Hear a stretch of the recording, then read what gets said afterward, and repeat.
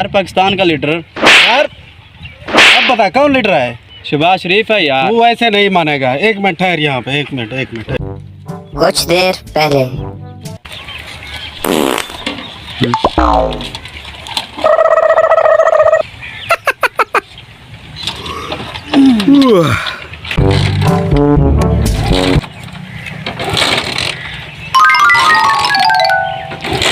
क्या हुआ काशिफ भाई, मोटरसाइकिल खराब हो गई है क्या?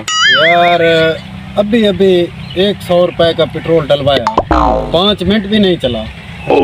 मैं तो तंग हो गया हूँ। जब से ये शहबाज शरीफ की हुकूमत आई है ना, इन्होंने जलील करके रख दिया। वालेकुम सलाम। अच्छा अभी इसका किसी और जगह से इसको लेके चलते हैं। जी भाई, शहबाज शरीफ तो बहुत बड़ा लीडर है यार। जी उसकी बात तो और है यार। देख ये शहबाजों की तारीफें कर रहा है। ठीक यार, देख मैं तब पूछता हूँ। एक मिनट सब्र।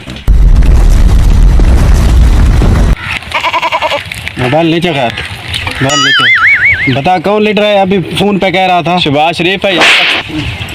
अब बता। शहबाज शरीफ है यार, पाकिस्तान का लीडर। यार अब बता कौन लीडर है? शहबाज शरीफ है यार। तू ऐसे नहीं मानेगा। एक मिनट ठहर यहाँ पे, एक मिनट।